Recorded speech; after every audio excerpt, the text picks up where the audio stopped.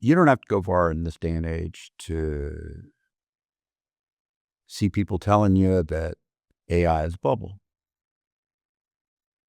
It's all over media. I doubt if you know many friends or associates that haven't heard the accusation that AI is a bubble. Let me talk to you about that a little bit.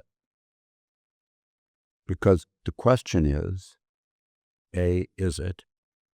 And B, if it is, what's the consequence? And if it isn't, what happens next? So I'm just gonna tell you that first off, bubble is a phrase when originally conceived a long time ago that referenced something that would not happen very often. Bubbles are supposed to be, or at least originally were supposed to be, rare. In recent times, once the internet comes along, people are looking for bubbles around every corner. Bubbles were also not supposed to be about some singular little category or a stock, like there's a bubble in stock X or in category Y. It was supposed to be about a broader, more systemic thing to our society. And we've had those. The fact is, however, you then get a culture that says, well, there's bubbles. And then starting in the period around 2000, right after the 2000 bear market, you started getting the concept of the black swan, which would be kind of like a bubble on steroids. The black swan was supposed to come along once, maybe every 100 years, be very, very rare, and be catastrophic. Now, the fact of the matter is, once you got 2007, 8, 9, you started having people talk about black swans like they talked about bubbles all the time. Interestingly now, it's been a while, we don't hear about black swans much now. But I will say that when it comes to bubbles, we're hearing routinely AI as a bubble. When you have a real bubble, what that means is so much financial resource has gone into it that something little makes a huge amount of it go poof, like a bubble. But I will tell you that when we have a real bubble, there's almost never any talk about it, or just a little bit, before the bubble pops. The more people talk about how X is a bubble, whatever X is, I'm not speaking about the Twitter thing. Whenever people talk about something being a bubble, that's expressing fear about it. And fear in the marketplace is almost exactly the reverse of what a bubble is. A real bubble sees no fear because the world has now changed in some whole new way that's going to make this a big, enduring, wonderful thing. It is the epitome of having climbed the wall of worry that bull markets legendarily climb, fully into extensive euphoria. With that, there is always huge amounts of stock offerings, and often huge amounts of them in terms of quantity and volume, where there's manufactured IPOs, initial public offerings, trying to capture the financial benefit of taking something public with high hopes that may have little real sustainable business to it. And you'll remember that very clearly if you were around, paid attention during the so-called internet bubble. It was a bubble.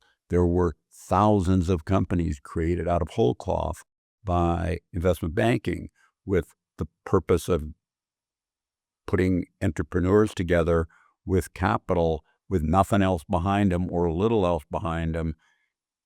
In those days, for that, most of them had no real revenue. They all had hopes that they could create something that would create revenue, but they had to keep coming up with cash because they were losing so much money during the process of trying to do that. And when 2000 came along and they no longer could raise the money, most of those all went bankrupt. The point that I'm making is, and I reiterate, the more people say something is a bubble, the more you know it isn't. Now, what is AI? AI is a big thing. It will be important. There will be a lot of money lost on it.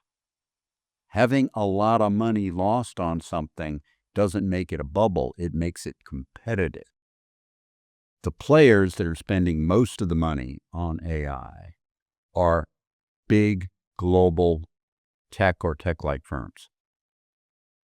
They're making a lot of money, unlike in a normal bubble where you have lots of speculative stuff that isn't making money. There is a little bit of that speculative stuff going on, but it's only a little bit, and it's that little bit and then the big ones spending so much money and fear of high valuations on the big ones that's causing people to say it's a bubble. But I reiterate, the statement that it's a bubble is an expression of fear in the marketplace. And in a real bubble, there's almost no fear at all.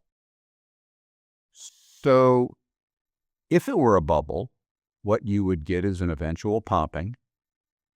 And with that popping, that category of stocks would lead the market down explosively or implosively. And then the almost immediate aftermath of that, 3 to 6 months after the market top, would be a significant, fairly long economic recession as the financial system licked its wounds from all the money that it had poured into the bubble that became worthless. If you go back and look at some of the bubbles that have existed, some of them have just been kind of crazy. And, one of the most famous ones was the tulip mania of 1720, where people bid up the price of tulips to outrageous valuations, and money was put into tulips to lend against tulips, to invest in growing tulips, et cetera, as if tulips were some special thing. Sometimes you can get a bubble in the stock market. But again, valuations don't do that. Let me make the most classic example of that for you. 1929, on a global basis, was a bubble. But as I detailed in my 1987 book, Wall Street Walls, the price-earnings ratio and the price-to-book ratio of the stock market in 1929 was not high, it was actually low. And that made people much more comfortable with the reality of that time period. In a market that was cap-weighted, led by value stocks, but lots of money had been poured into speculative creation of smaller stocks that all popped. I point out that sometimes, again, and I said this earlier, people think of bubbles in categories. Now, you can look this up with an AI system like Perplexity or something like that. If you look at some categories of crazy things, people have often thought they were great investments. At one point in time in the 1990s, earlier than the peak of the internet bubble, there was a fair amount of money poured into, believe it or not, and you may remember this, you can look it up, I'm not making it up, Beanie Babies. And how anyone actually ever thought that something that's reproducible could become a great investment is a little bit of a stretch. But there's times and places where people get crazy on fads. A singular category being a fad doesn't make a bubble. So with that, I would say AI at this point, for sure, is not a bubble. But something can happen that makes it one. And I'm going to give you the most telltale sign of it. Move forward in time, more money goes into speculative investments in AI of little startups, all hoping to be the next big thing. and people stop talking about AI as a bubble, then you have more risk. Then you have more risk that it might actually be a bubble. The fact is, we have had bubbles in the past where people talked about them as a bubble for a period of time when they weren't, and then an extensive period of time, couple years, 2 or 3, where they just stopped talking about it as a bubble. In that regard, that's not impossible.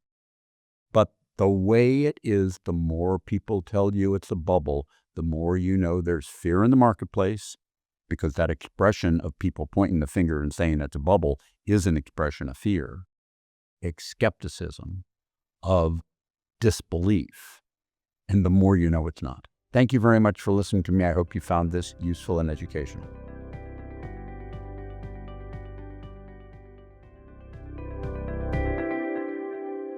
Hi, this is Ken Fisher. Subscribe to the Fisher Investment YouTube channel if you like what you've seen. Click the bell to be notified as soon as we publish new videos.